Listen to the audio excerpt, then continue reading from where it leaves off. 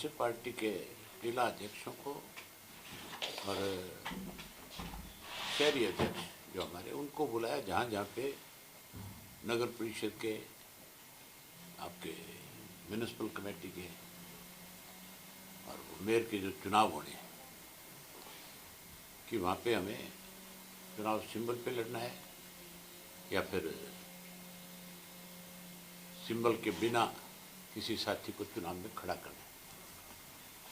इसके ऊपर आपस में बैठ करके आज हमने अपना विचार विमर्श किया है और उसमें यही तय हुआ है कि अगले 2 दिन के अंदर वो अपने यहाँ से कौन कौन कैंडिडेट होंगे चुनाव लड़ने वाले, उनसे बातचीत करके वो हमें अवगत करा देंगे और जहाँ जरूरी होगा सिंबल पे लड़ना वहाँ जरूर सिंबल पे लड़ेंगे।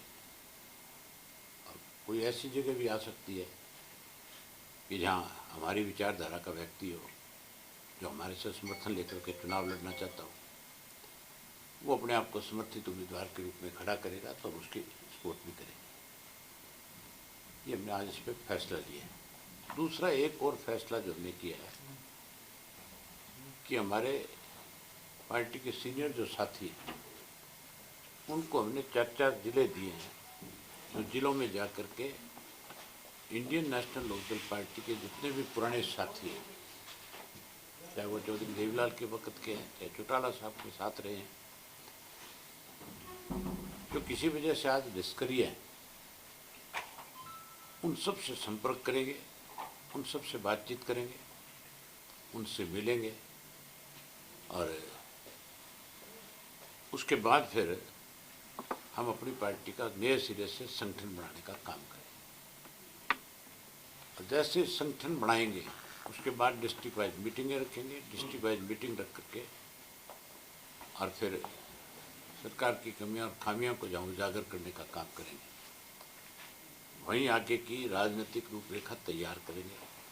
संगठन को और कैसे मजबूत किया जाए, संगठन को और ज़्यादा प्रभावी कैसे बनाया जाए, उसको लेकर के आगामी फिर कार्यक्रम बनाए जाए।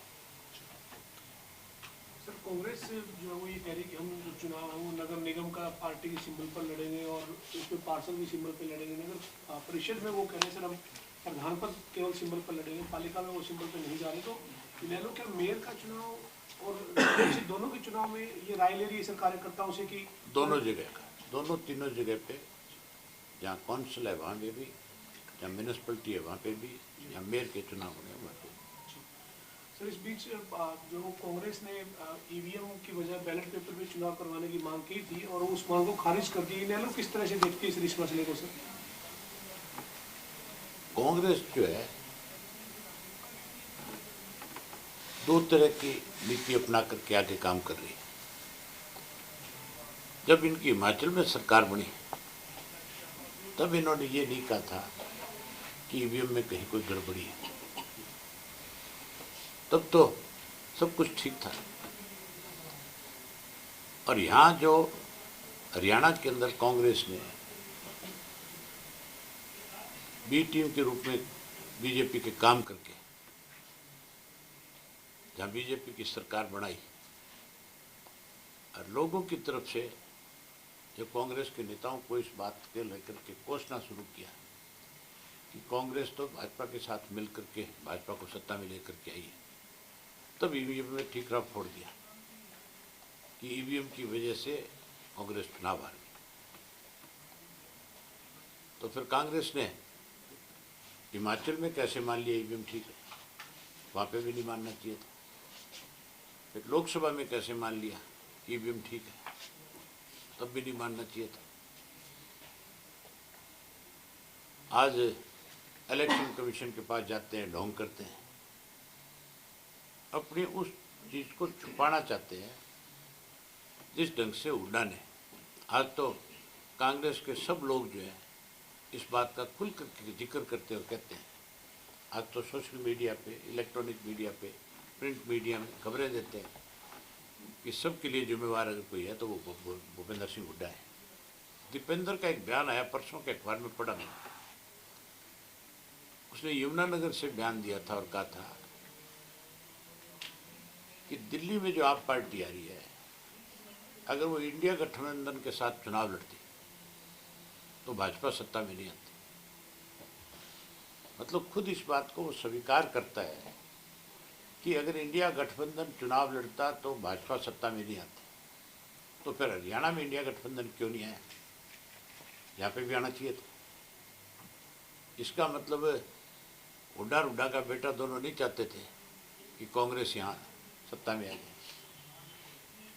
मतलब सीधा सीधा है कि ये खुद इस बात को स्वीकार करते हैं कि हम तो खुद नहीं चाहते कि कांग्रेस आगे बढ़े, इसीलिए आज कांग्रेस का भट्टा बैठ गया। आने वाले समय में कांग्रेस रीजनल पार्टी बनकर के रह जाएगी, ऐसी हालत हो जाएगी। सर एक और चर्चा है सोशल मीडिया पे, एक वीडियो वायरल हो रहा है जिसमें प्रधानमंत्री भूपेंद्र सिंह हुड्डा और दीपेंद्र सिंह हुड्डा से मुलाकात करके जो दिख रहे हैं वीडियो सोशल मीडिया पे चर्चा में, सर कुछ टिप्पणी करना चाहिए?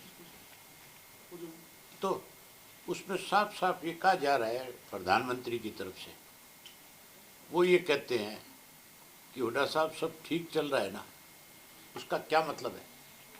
आप इस बात से अंदाज़ा लगा सकते हो, जो भी थोड़ा सा समझ रखता है वो व्यक्ति अच्छी तरह से बात को सुन करके खुल करके कह सकता है कि ये तो एजेंट के रूप में काम करने वाला व्यक्ति है।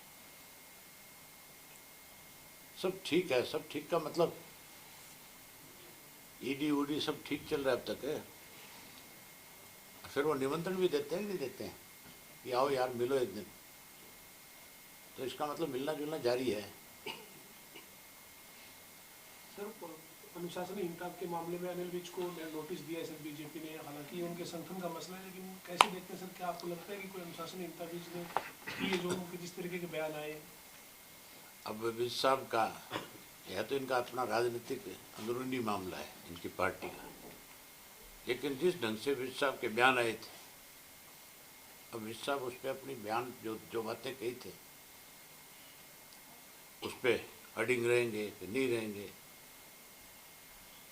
क्या जवाब देंगे, इस बात का तो आप जाकर के विज साहब से पूछो तो वो ज़्यादा बेहतर बताएंगे। मैं उनके बारे में क्या कह सकता हूँ? अगर वो अपनी बात पे रहते हैं तो फिर वो कौन सी अनुशासनहीनता पे कार्रवाई करेंगे? ये कार्रवाई तो और बहुत लोगों पे होनी चाहिए थी।